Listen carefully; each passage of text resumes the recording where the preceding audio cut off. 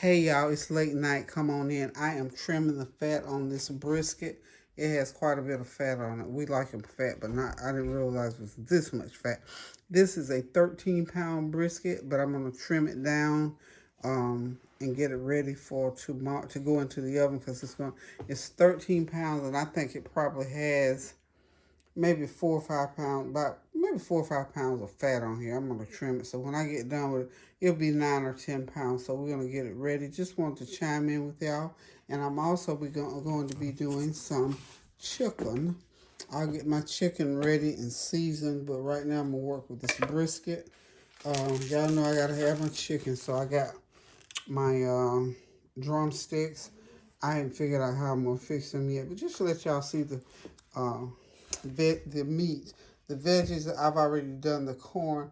We'll talk about that in the morning. I'm gonna do some collards and some fresh white corn fried, and I'm gonna do some white boiled potatoes go with this brisket. So y'all hang in there, and by tomorrow, when y'all see this brisket again, it's gonna be beautiful because I'm gonna get it seasoned up and rubbed down and get it into the oven. Same thing with the chicken. I gotta wash it and get it ready for the oven. So see you bright and early in the morning. Hope you're getting something good together to go into the stove, onto the stove rather, for your Memorial Day. This is gonna be our Sunday dinner, Memorial Day dinner, but since I'm starting the prep tonight, I thought I'd just chime in and let y'all see what a big old 13-pound brisket looks like. Hopefully we'll have some left to slice and put into the freezer, y'all. So hang tight and we'll be right back. Hey y'all, I'm back.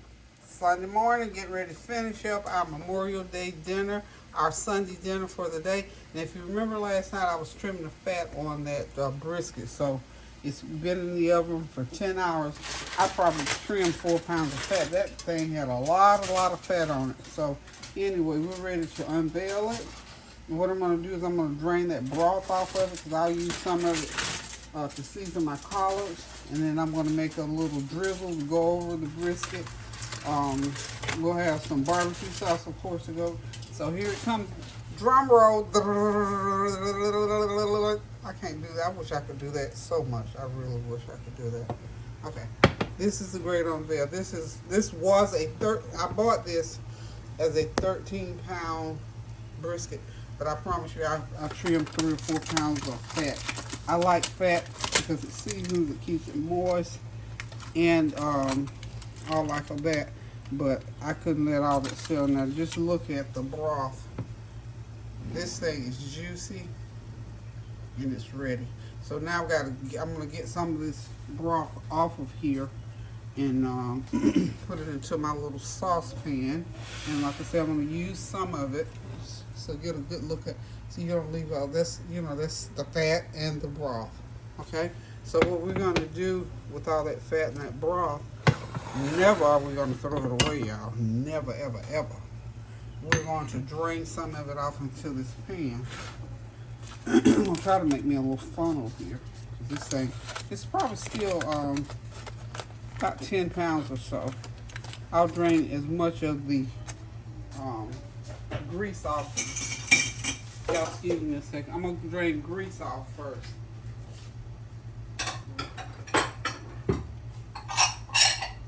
Okay, look how much grease comes off of here. Since the grease came flying out right away, I'm going to try to drain some grease and see what happens. Just the pure orange, clear, all this grease there. I don't see any broth coming yet. This is wonderful. This is doing real good. So a lot of this, or most of this, that's just pure grease, y'all. Look at that. Let me see if I can let y'all see that. Anyway, we're going to drain that fat off of there, okay? And then the broth that's left, I'm going to drain it off as well because I'm going to use that broth. Wow. Let's pour it up over here. Very little broth. Just that little bit, and I'll pour it in there, and we're just going to continue to drain the oil off of here. Can y'all see that? I tell you what, there's a lot to cooking. You know, people most likely, especially when you go to a restaurant, you get to see the end result. Cooking involves a lot of concentration,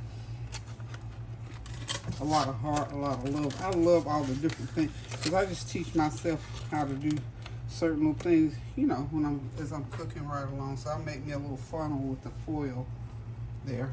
So this is still coming off. Okay, see all that oil coming off of there.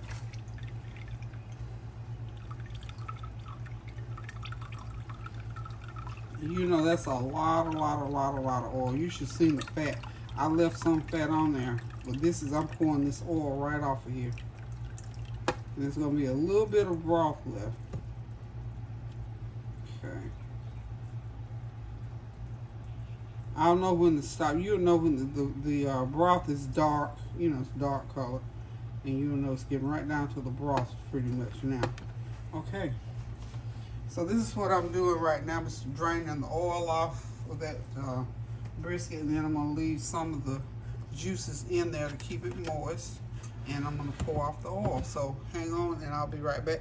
By the way, I hope you're having a God bless Sunday and a God bless Memorial Day weekend. Hope you did some activities and participated in your local festivities as I did. I participated in the parade. I might throw a few clips of the parade into this video.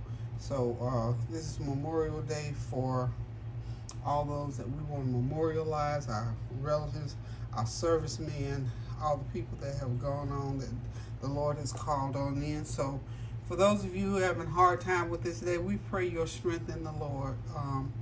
And especially, we're still praying for those families in Texas and in Buffalo, New York, and anywhere else in the country that bereavement is taking place, and for the sick and for the shut-in, for those who have nobody, for the downtrodden and the thrown away. God, we just pray for these people who woke up this morning alone, who didn't have anybody to call or nobody that called them. Lord, we thank you for those who made it through to another day. I thank you for my life that I made it through to another day, Lord God. We lift up those who are in the ICU units, who are in these hospital beds and nursing homes, and people who don't have anybody to come see about them. So, Lord, we pray that they feel your strength, that they will trust you enough to keep them lifted up. You say you are a lifter of our heads, oh God. So we trust you to do that on today as we memorize those things and those people in our lives that we no longer have. So I feel some heaviness, some heartfelt, but that's because I'm a human being, and I pray my own strength in the Lord, that each memory that I have of my lost loved ones, that every day will get a little bit better. It never goes away, but it gets a little bit better. And that, Lord, I still have enough strength to reach out to you and say that God bless your heart, and so sorry for your loss as well. So anyway, let's move on with this dinner. Y'all get this food on, because these children of mine will be here in the next 2 or 3 hours, and they'll be ready to eat, y'all. Because they know we're going to always do something for the holidays. That's just a family thing that we do. So I'll be right back when we get rid of this oil. So y'all hang tight. Now, if you haven't got your brisket already done, whew, if you get a small one, you might have time to cook it. But for right now, I don't know. Because I put this baby in the oven at 1 a.m. and I took it out this morning about, I think, 12 or something, 11 o'clock. I let it cook for 10 hours. So hang on, I'll be right back, y'all. I got about 2 cups of actual broth off of here. The rest of that I poured off, about 3 cups of just pure fat. I'm gonna hit my greens a little bit with this broth, and I'm gonna make a little drizzle for the brisket. So we're gonna do barbecue sauce on it. Tansley's one of the ones that don't like barbecue sauce, so might as well just leave it all off, because it's wonderful when you just eat it regular like you do a roast. So it's nice and tender and juicy. I'm going to be cutting it a little bit later. I'm not going to carve it right now, but for the most part right now I'm just going to leave it just like this, cover it back up, Because I got some other stuff that I need to get going on, so we'll be right back. Okay, y'all, what I'm going to do next is go ahead and get my green. I already picked, cleaned, and cut my greens up a little bit. So what we're going to go ahead and do now, I've got some, these are smoked turkey wings I'm using to season them with. I'm going to go ahead and put me a little bit of, just a little bit of that chook on the bouillon seasoning in there.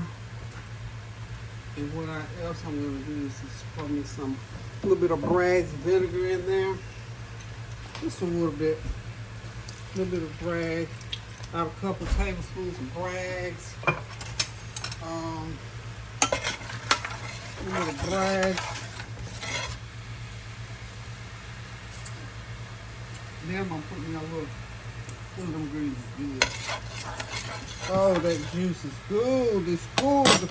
Good, the juice. A little bit of more of that.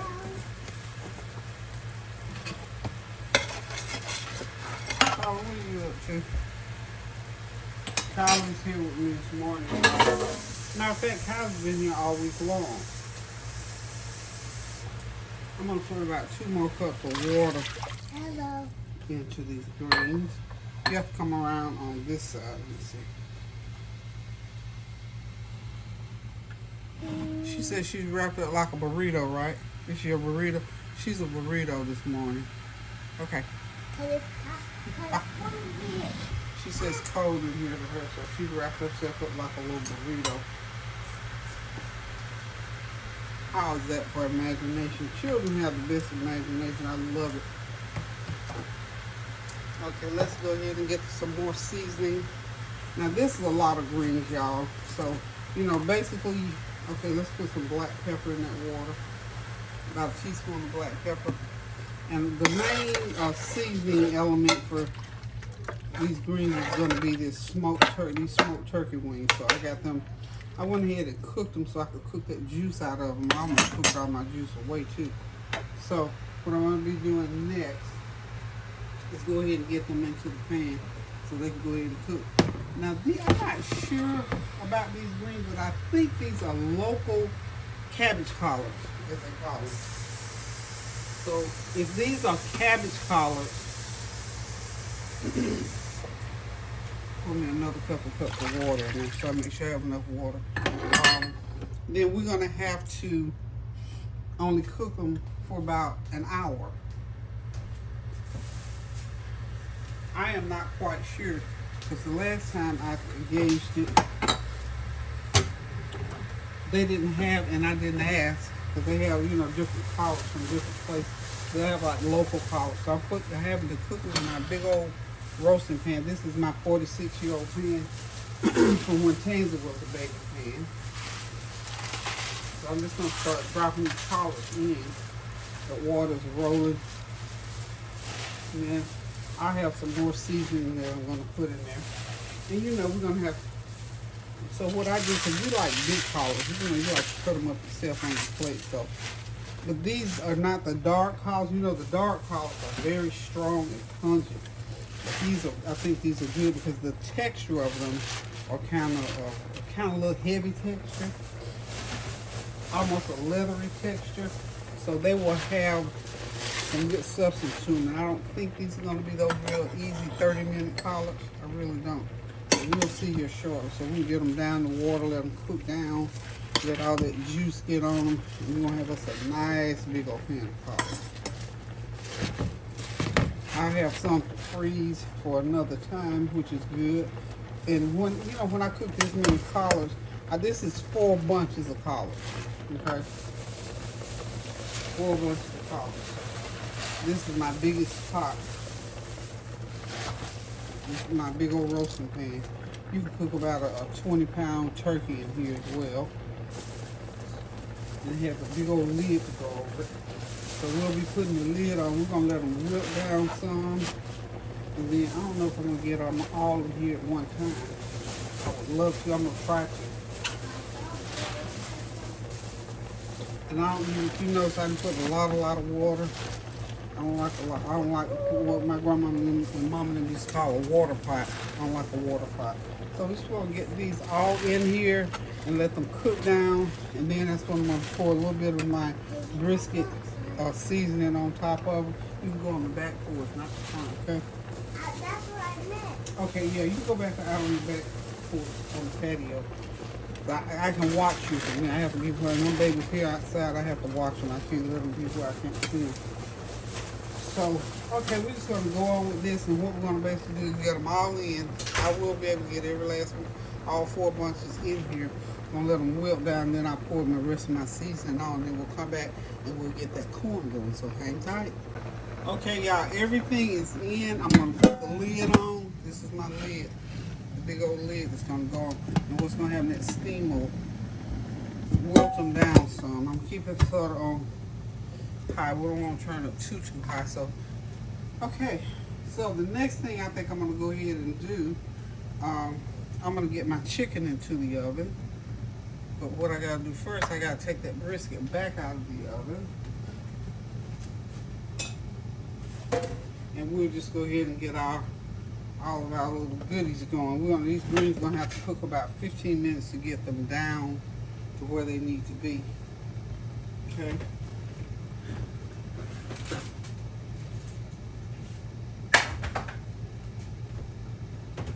This chicken is going to be basically just baked chicken, and I'll decide if I'm going to put a sweet sauce. I'm thinking a garlic butter sauce. Remember, I'm working on my 100 ways to cook chicken, and I'm trying to think of a way that I haven't done, so hold on just 1 second. Okay, y'all, I'm back getting ready to get the chicken in the oven. I think what I'm going to do, this is going to be some garlic butter chicken, so it's just regular seasonings on here, everything but the kitchen cabinet seasonings on there, really nice.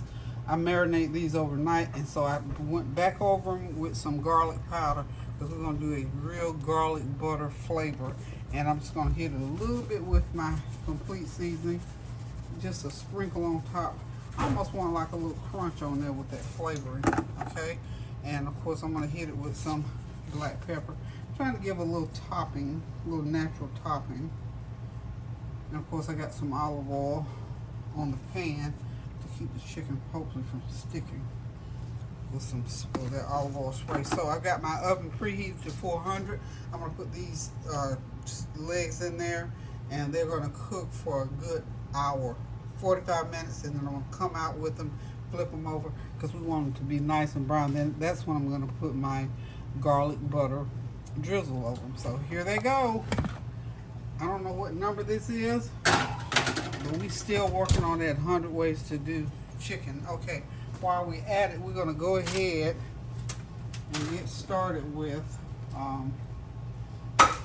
the other. Okay, so the meat today is going to be the brisket and the chicken. The sides are going to be, I'm doing some fresh fried white corn, and then I'm going to do some potatoes. Y'all know my famous little red potatoes. I'm going to go ahead and heat my pan up here for that. What I do with my potatoes first, I wash them, cut them,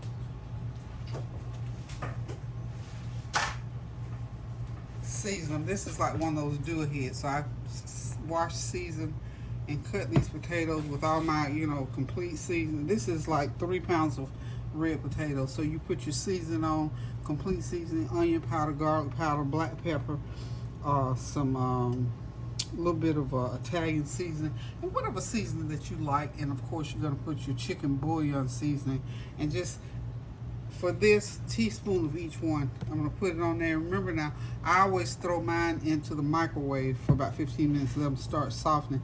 That way my my fry pan time is not that long. So we're going to go ahead and get these in the microwave while we get the skillet heated up here. We're going to start the corn. The greens are just about ready. You've seen the brisket.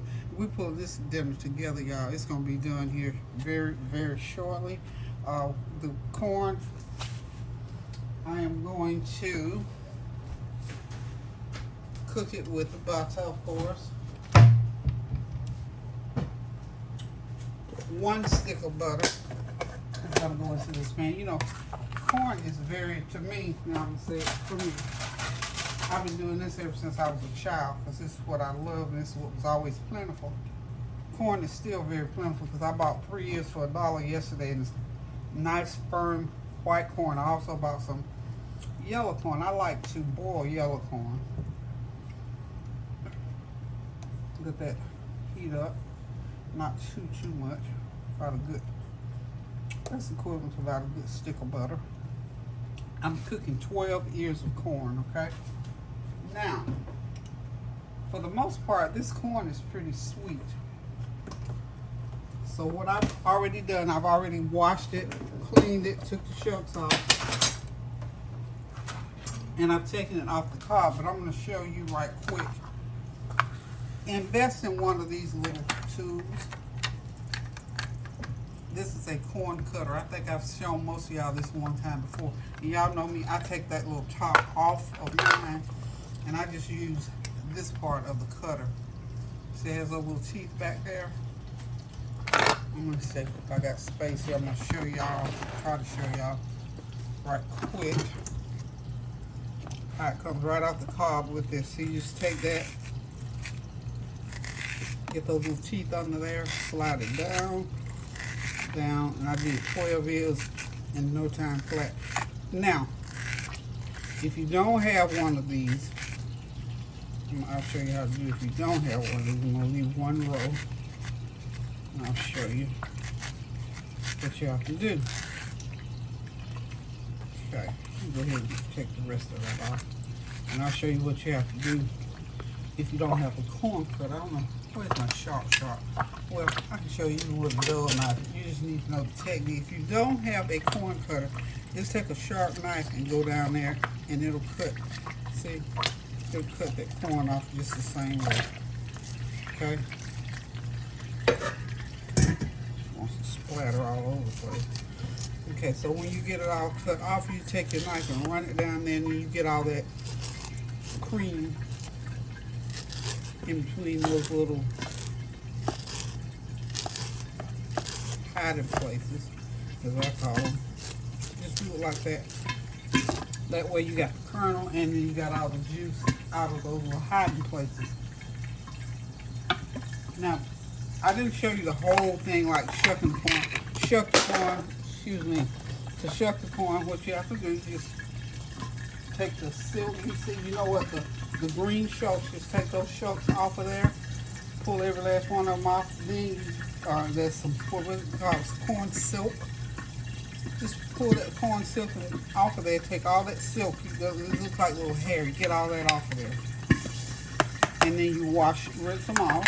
And then you take them and you cut the corn kernels off just like I showed you. It's just that simple, folks. I'm telling you. You got fresh, whole kernel, white corn, yellow corn. I prefer white corn. This is what I grew up on.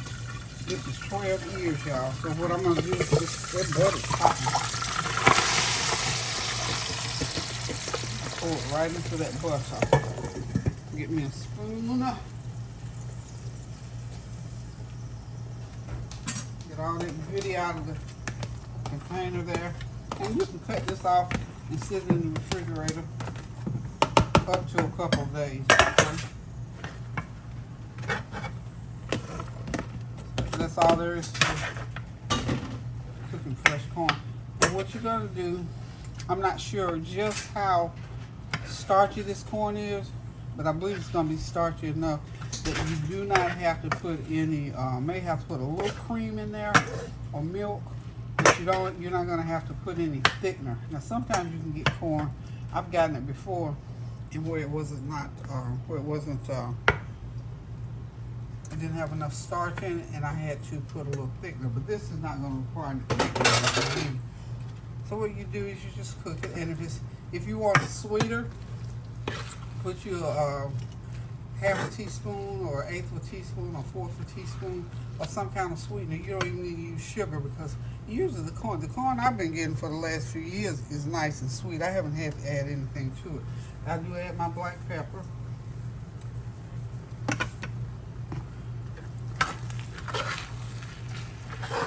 And depending on how good this corn is, I may not even have to have any kind of salt content.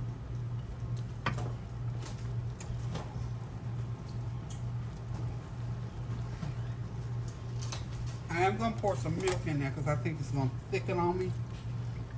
I'm going to start with a fourth of a cup of milk. And you have to watch it now because corn will burn. And honey, after you get all this cutting off and work and anticipation, Lord Jesus, and you burn that corn, you want to cry. So this is one of those dishes where you got to constantly stir. Stir, so it does not stick, doesn't scorch, because you don't know burnt, scorched corn. Please do not burn the corn. Don't burn the corn, because once it's burned, that's the end of it. I never forget, my husband love fresh corn. And I'll never forget, bless his little sweetheart. He did cut up 24 years. I don't know what he was doing, bless his heart. He must have walked away. He burnt the corn. I saw the tears in his eyes, y'all. And I didn't say, you know how that's one of those situations where you don't say nothing. I didn't say a word. I didn't say nothing. But it took us months before we could talk about the burn up corn. So don't burn the corn, y'all. You don't want to shed real tears. Don't burn the corn. It's gonna take this corn about, if you see it thickening up a lot, just add a little bit more of milk to it. Okay, so you can see it thickening. There it is. And that's all there is to it. You can add salt to it if you want salt to taste, but really that fresh corn flavor and with that butter in it, usually that's enough salt content. And if you want like super sweet, this corn is pretty sweet.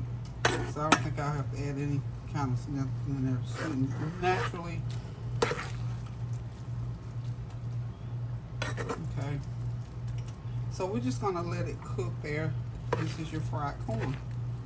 Fresh fried corn. So we're done with the corn for now. Turn the heat down and just let it cook there for about another 20 minutes.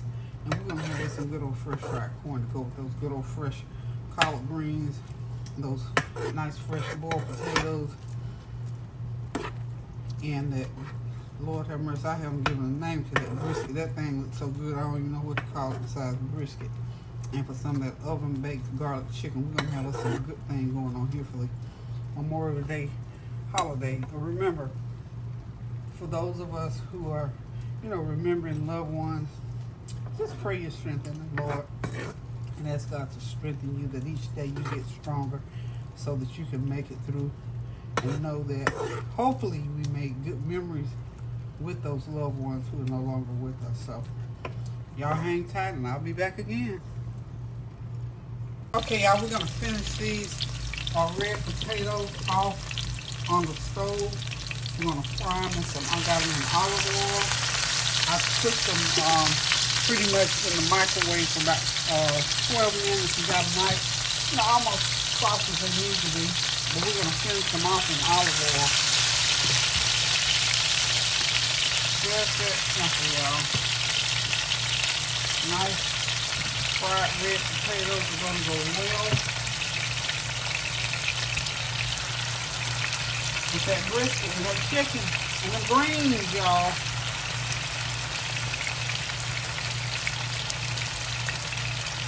Everything is pretty much done. This is the last thing I had to really cook right here. So, and I got those potatoes, seasoned them up, like I say, real good before I put them in the microwave. And it just cuts down on having to stand there and wait for them to get soft while you fry them instead. So we just let them fry on high heat. Just keep them on high heat. So high heat is all you need. And make sure that they're well seasoned. About a fourth of a cup of olive oil will do it. And you can use these potatoes, they complement any dish. I cook them all the time. Sometimes I put Brussels sprouts with them. Just depends on how I'm cooking. And I've got some of this broth off of those potatoes. I'm going to be squeeze some of that on as they cook. Right now, we're just going to let them cook on high heat, let them fry. They're basically frying on high heat. I did some cornbread, put in the oven, cooked according to the recipe on the bag. So This dinner is just about ready, y'all.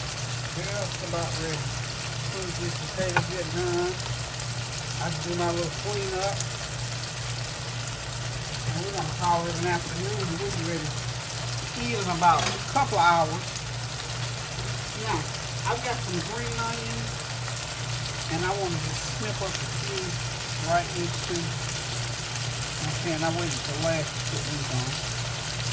And I'm gonna put some of these onions just off to the side. You know you have to have some onions and tomatoes when you do collard. Make sure you clean those onions up real good. That's why it's always good to have these nice shears in the kitchen. Got my collards on low. Still cooking a little bit. So there it is, y'all. Sunday dinner. Let those potatoes. I'm gonna let them cook for about 10-15 minutes, and they should be done, or until they stick salt all the way through. You see, that one wasn't even cut. I'm gonna cut it, and it's already done all the way through. So I know the rest of them are done. Right? And those onions. Woo, that smells so good, y'all. And like I said, as this cooks down, I'll pour some of that juice over to make sure they're well seasoned. So we'll be right back.